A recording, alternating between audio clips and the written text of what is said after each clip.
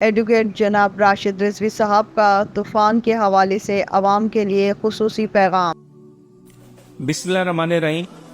ہم نے کہہ دیا تھا کہ کتنا بھی بڑا طوفان ہو، عبداللہ شاہ غازی امام زادے امام حسن علیہ السلام کی اولاد کراچی میں کلفٹن کے پاس موجود ہیں، اور انشاءاللہ تعالی عبداللہ شاہ غازی کے وسیلے سے، ان کی کرامات، ان کے معجزوں کے وسیلے سے یہ طوفان ٹل جائے گا، اپنا رخ بدل لے گا۔ اور یہی ہوا، کراچی کو ایک بار پھر عبداللہ شاہ غازی نے بچا لیا۔ کیسے بچا لیا؟ اب یہ میں آپ کو سمجھاتا ہوں۔ کچھ کم عقل، بے عقل اور بیوقوف لوگ جو ہیں وہ حضرت عبداللہ شاہ غازی جو کہ امام زادے ہیں ان کا مذاق اڑا رہے ہیں، لطیفے بنا رہے ہیں۔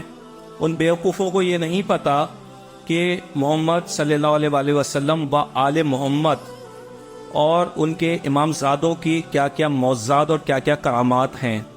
اگر وہ تاریخ پڑھ لیتے تو انہیں ذرا معلوم چلتا۔ جائیں مشہد امام علی رضا علیہ السلام کے روزے کے اوپر آج بھی جو اندھے ہوتے ہیں انہیں بینائی ملتی ہے، جو لگڑے ہوتے ہیں وہ چلنا شروع کر دیتے ہیں۔ زندہ معجزے جائیں، جا کر دیکھیں آپ۔ اور یہ جو کروڑوں کی تعداد کے اندر دنیا جو ایران، عراق، مکہ، مدینہ جا رہی ہے، تو یہ بیوقوف ہے جو لاکھوں روپے خرچ کر کے اور اپنے قیمتی وقت نکال کے اپنے کام سے چھٹیاں لے کر، اپنا کاروبار یا نوکری سے چھٹیاں لے کر وہاں پر پہنچتی ہے۔ کس لیے پہنچتی ہے؟ وہاں سے فیض مل رہا ہے جبھی تو پہنچ رہی ہے۔ کون ہے ایسا شخص جو کہ اپنا پیسہ لگائے گا اور اسے فیض بھی نہ ملے اور لاکھوں روپے خرچ کر کے پہنچے گا؟ وہ تو فیض مل رہا ہے اور پوری دنیا کے اندر ان کا فیض جاری ہے۔ یہ تو امام علی رضا علیہ السلام کی ایک مثال دی ہے۔ پوری دنیا کے اندر ایسے اولیاء اکرام موجود ہیں۔ جائیں لال شہباز قلندر کے مزار کے اوپر، اگر عقیدہ ہوگا تو فیض ملے گا۔ دل میں اگر آپ کینہ رکھ کر جائیں گے تو آپ کو کچھ بھی نہیں ملے گا۔ آپ کو تو عقیدہ ہونا ضروری ہے۔ جس کا عقیدہ ہوتا ہے اسے فیض ملتا ہے۔ اور ان کا فیض کیوں جاری ہے؟ بس ایک جملے کے اندر بات ختم کرتا ہوں۔ یہ وہ ہستیاں ہیں، محمد و آل محمد اور آل محمد کی جو قربانیاں ہیں، جو کربلا کی قربانیاں ہیں، جو شہدائے کربلا کی قربانیاں ہیں، انہوں نے اپنی جانوں کے نذرانے پیش کر کے اللہ کی رضا خرید لی۔ اب یہ جو طوفان آتے ہیں، یہ جو زلزلے آتے ہیں، انسان بے اختیار ہوتا ہے۔